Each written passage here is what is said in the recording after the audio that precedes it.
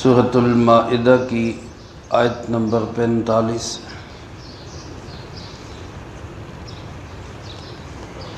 الحمدللہ وکفی السلام علی عبادہ الذین اصطفی خصوصا علی سید الرسل وخاتم الانبیاء وعلى آلہ واصحابہ الاتقیاء اما بعد فاعوذ باللہ من الشیطان الرجیم بسم اللہ الرحمن الرحیم وَكَتَبْنَا عَلَيْهِمْ فِيهَا أَنَّ النَّفْسَ بِالنَّفْسِ وَالْعَيْنَ بِالْعَيْنِ وَالْأَنْفَ بِالْأَنْفِ وَالْأُذُنَ بِالْأُذُنِ وَالسِّنَّ بِالسِّنِّ وَالْجُرُوحَ قِصَاصٌ فَمَنْ تَصَدَّقَ بِهِ فَهُوَ كَفَّارَةٌ لَهُ وَمَن لَّمْ يَحْكُم بِمَا أَنزَلَ اللَّهُ فَأُولَٰئِكَ هُمُ الظَّالِمُونَ۔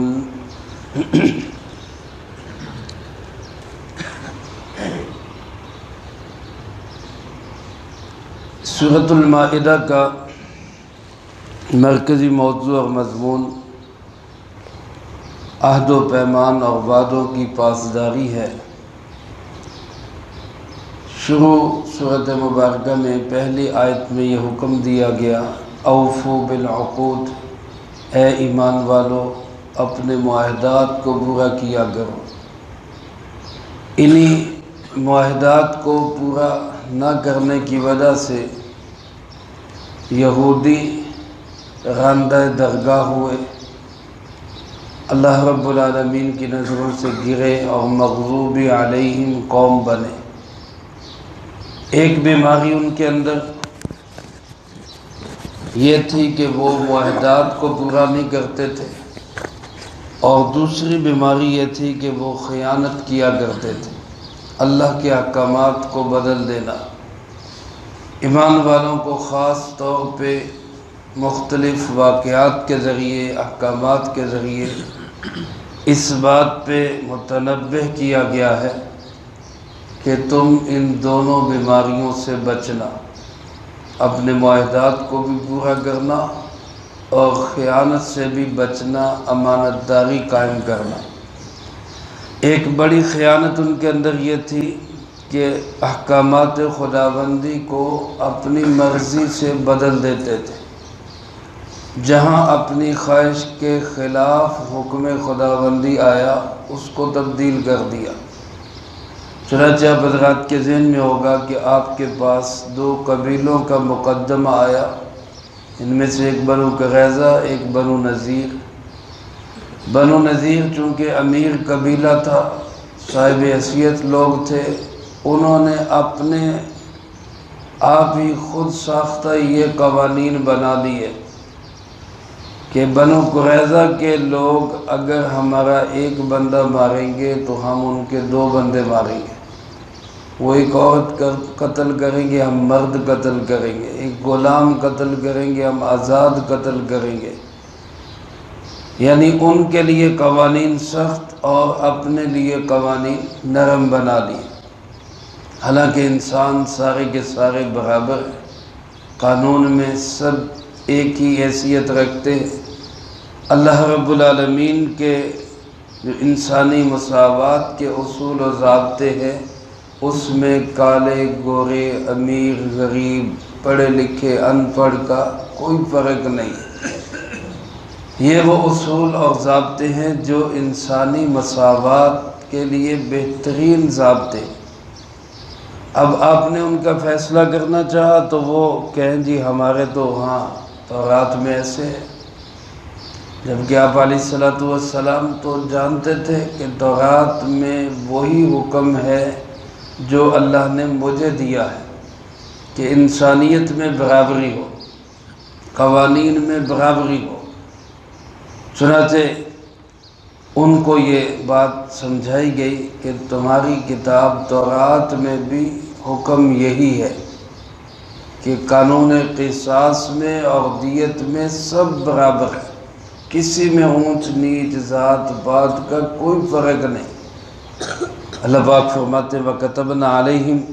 ہم نے ان یہودیوں پر بھی یہ بات لکھ دی، یعنی تورات میں لکھ کر یہ طے کر دیا تھا ان یہودیوں کے لیے بھی کہ ان النفس بالنفس، کہ جان کے بدلے میں ایک ہی جان ہو، یعنی اگر کوئی کسی کو قتل کر دے گا تو قصاص میں ایک ہی بندے کو، قاتل کو ہی قتل کیا جائے گا بس۔ امام اعظم ابو حنیفہ رحمۃ اللہ علیہ فرماتے اس ضابطے میں مسلمان تو داخل ہے ہی، کہ اگر کوئی مسلمان کو جان بوجھ کے قتل کرے گا تو قاتل مسلمان کو قصاص میں قتل کیا جائے گا۔ اگر کوئی کسی ذمی کافر کو، ذمی کافر کا مطلب جو مسلمانوں کے ملک میں مسلمانوں کی پناہ میں رہتا ہے، جیسے ہمارے دیش میں پاکستان میں عیسائی رہتے ہیں، بہت سارے غیر مسلم رہتے ہیں، تو اگر کوئی مسلمان جان بوجھ کر ان غیر مسلموں میں سے کسی کو قتل کرے گا تو اس کو بھی قصاص میں قتل کیا جائے گا۔ یہ انسانی مساوات اور ہمدردی کا وہ ضابطہ اور قانون ہے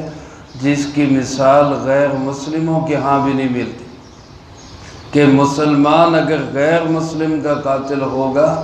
تو اس کو بھی قتل کیا جائے گا۔ ایک حدیث مبارک میں فرمایا کہ مسلمان کافر کے بدلے میں قتل نہیں کیا جائے گا۔ اس حدیث مبارک کی تشریح امام صاحب فرماتے ہیں کہ وہ حربی کافر ہے، یعنی وہ کافر جو ایسے ملک میں رہتا ہو جن کی مسلمانوں کے ساتھ جنگ ہے، اس ملک میں اگر کوئی مسلمان کسی کافر کو قتل کر دے گا تو اس کو قصاص میں قتل نہیں کیا جائے گا،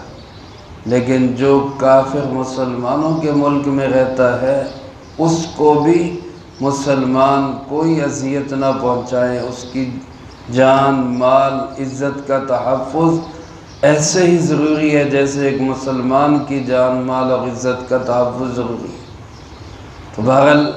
باقی ائمہ حضرات وہ فرماتے ہیں کہ ایک مسلمان کو اگر کوئی قتل کرے گا تو اس کے بدلے میں قاتل مسلمان کو بھی قصاص میں قتل کیا جائے گا، اللہ یہ کہ قاتل مقتول کے ورثاء خود معاف کر دے۔ مقتول کے ورثاء کی معافی میں بھی علماء نے لکھا ہے جتنے ورثاء ہوں گے سب سے معافی کا ہونا ضروری ہے، اگر کوئی ایک بھی معاف نہیں کرے گا تو معافی مکمل نہیں ہوگی۔ اگر دیت لینا چاہیں دیت لے لیں، نہیں دیت لینا چاہتے آدھی دیت لینا چاہتے ہیں آدھی دیت لے لیں۔ اس معاملے میں مقتول کے ورثاء کو حق حاصل ہے، وہ جیسے بھی معاملہ کرنا چاہیں کر سکتے ہیں۔ دوسرے نمبر پہ اللہ پاک نے فرمایا کہ بالعین بالعین، آنکھ کے بدلے میں آنکھ ہے، اگر کوئی کسی کی آنکھ پھوڑے گا تو قصاص میں اس کی آنکھ پھوڑی جائے گی، اللہ یہ کہ وہ خود معاف کر دے اور کہے کہ میں اس کی آنکھ پھوڑنے کی سزا کو معاف کرتا ہوں، مجھے دیت ادا کر دی جائے، یا وہ دیت بھی نہیں لیتا یا آدھی دیت لیتا ہے، وہ اس کا الگ مسئلہ ہے، لیکن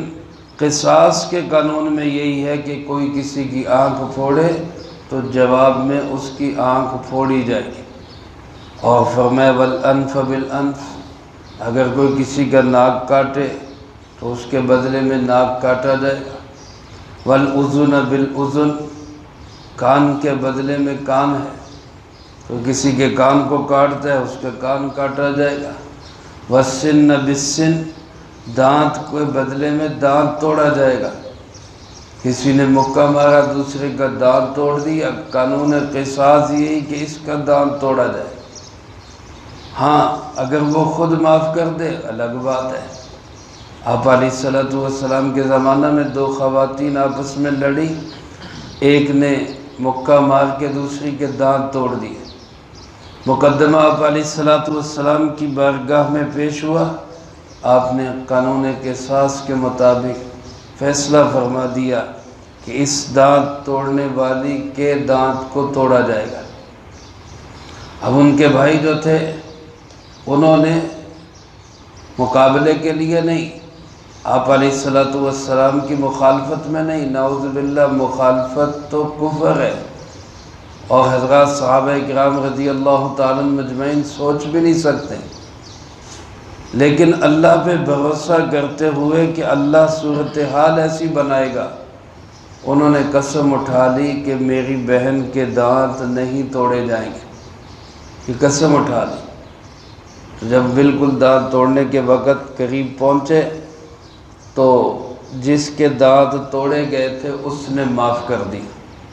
اس نے کہا میں اللہ کی رضا کے لیے معاف کر دوں۔ جب اس نے معاف کر دیا تو ظاہر ہے وہ سزا سے بچ گئی۔ اس پہ آپ علیہ السلام نے فرمایا تھا جس کا مفہوم یوں ہے کہ بعض لوگ بکھرے بالوں والے، میلے کچیلے کپڑوں والے، بظاہر کم حیثیت والے اللہ کے ہاں اتنا بڑا مقام رکھتے ہوتے ہیں کہ اگر وہ قسم اٹھا لیں تو اللہ بھی ان کی قسموں کی لاج رکھتے ہیں۔ جب انہوں نے قسم اٹھا کے کہا کہ میری بہن کے دانت نہیں توڑے جائیں گے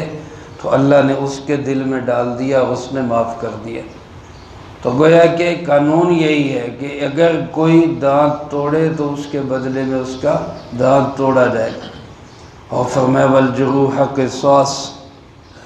زخموں میں بھی قصاص ہے۔ کوئی کسی دوسرے کو زخم لگاتا ہے تو اس زخم میں بھی اتنا ہی زخم لگانا اس کا بدلہ ہوگا، لیکن ان سب کے ساتھ اللہ پاک نے فرمایا فمن تصدق بھی، جو کوئی اس کو معاف کر دے گا، کسی بھی چیز کو، قتل ہے اس کو معاف کر دے، ناک کاٹے اس کو معاف کر دے، کان کاٹے اس کو معاف کر دے، زخم کو معاف کر دے، جو بھی معاف کر دے گا فَهُوَ كَفَّارَةٌ لَهُ، معاف کرنے والے کے گناہوں کے لیے کفارہ بن جائے گا۔ گویا معاف کرنے والے کو خود اللہ معاف کر دے گا۔ کتنی بڑی ترغیب بھی آ گئی، انسان کا دل کرتا ہے میں بدلہ لوں، میرا قصاص لیا جائے، لیکن کتنی بڑی شفقت فرما دی کہ معاف کر دو تمہارے گناہ معاف کر دیے جائیں گے، سارا جرم معاف کر دو سارے گناہ معاف کر دیے جائیں گے، آدھا جرم معاف کر دو آدھے گناہ معاف کر دیے جائیں گے۔ اور ساتھ ہی وہی جملہ ارشاد فرمایا وَمَن لَّمْ يَحْكُمْ بِمَا أَنزَلَ اللَّهُ، جو کوئی اللہ کے نازل کردہ قانون کے مطابق فیصلہ نہیں کرتا، فرمایا فَأُولَٰئِكَ هُمُ الظَّالِمُونَ، یہی لوگ تو اصل میں ظالم ہیں۔ اللہ رب العالمین کی سزائیں بیان کی ہوئی سخت نہیں ہیں، چور کے ہاتھ کاٹنا یہ ظلم نہیں ہے، ڈاکو کے ہاتھ پاؤں کاٹنا یہ ظلم نہیں ہے، قصاص میں قاتل کو قتل کرنا یہ ظلم نہیں ہے، زانی کو سزا دینا یہ ظلم نہیں ہے، لیکن اللہ کی سزاؤں کے مطابق اللہ کی بتلائی ہوئی حدود و قصاص کے قوانین کو رد و بدل کرنا، اس کو من و عن نافذ نہ کرنا یہ ظلم ہے۔ گزشتہ آیات میں اس کو کفر فرمایا گیا، اس آیت مبارکہ میں احکامات خداوندی کو چھوڑ کر من مانے فیصلے کرنے کو ظلم فرمایا گیا۔ میرے محترم دوستو، میں آپ بھی نیت کریں خیانت سے ہم بچیں گے انشاءاللہ، اور وعدوں کی ناپاسداری اور وعدوں کو توڑنے سے اور وعدوں کی خلاف ورزی سے بھی ہم اپنے آپ کو بچائیں گے انشاءاللہ۔ اللہ مجھے آپ کو سب کو عمل کی توفیق نصیب فرمائے، جو کہا سنا اس کو زندگی میں لا کے دوسروں تک پہنچانے کی توفیق عطا فرمائے۔ اللہم انت السلام ومنک السلام، تبارکت ربنا وتعالیت یا ذا الجلال والاکرام۔ اللہم اعنا علی ذکرک وشکرک وحسن عبادتک، اللہم احسن عاقبتنا فی الامور کلہا واجرنا من خزی الدنیا وعذاب الآخرہ، اللہم باقیتا کباقیت الولید اللهم استر عوراتنا وآمن روعاتنا. اللہ